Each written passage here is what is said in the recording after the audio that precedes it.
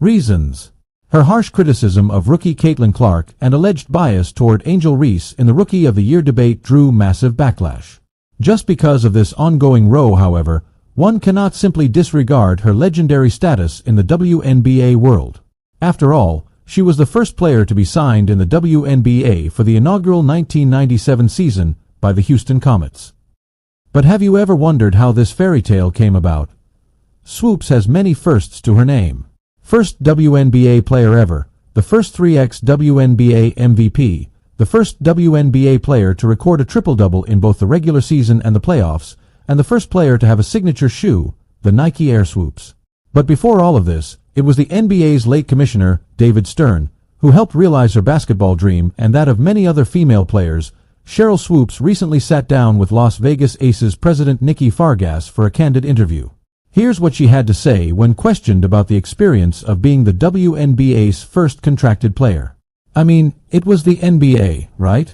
It was the WNBA, but I always felt like anything that the NBA was going to be behind, it was going to be successful, she said. The 4x WNBA champ then gave Fargas the backstory. It was right after the '96 Olympics in Atlanta. I do have to say this.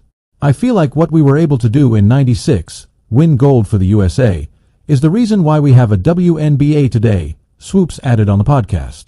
Every single player on that team understood the significance of that moment, understood what we were doing, and we also felt the pressure. We knew we had a lot of eyes on us. Swoops then dived deeper into how David Stern approached her for the landmark deal. I had a conversation with the late, great David Stern about what was going to happen and what they were going to do. They asked me if I would come and play in the WNBA, she disclosed. For me, it was never.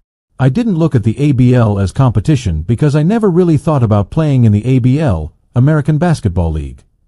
The WNBA just seemed right. It sounded right even though I had no idea of what was going to happen. It was a no-brainer for me. Before David Stern created the WNBA and saw it through to success, women's basketball was in turmoil. Half a dozen attempts by different people at creating a league for women had gone down the drain. Though the ABL, which started in 1996, showed promise, it was tough to predict its future. As a result, Swoops had to contain her emotions even after getting the WNBA contract. Eventually, it took off, and the rest is history. Swoops turned into one of the WNBA's greatest players and a 6x All-Star. Once the momentum was on her side, she also led the USA national team to 2 more gold medals in 2000-2004. Today, the likes of Aya Wilson, Caitlin Clark, Diana Taurasi, and many more legends have elevated the game further. But isn't it so fascinating to know the humble backstory of the creation of something historic?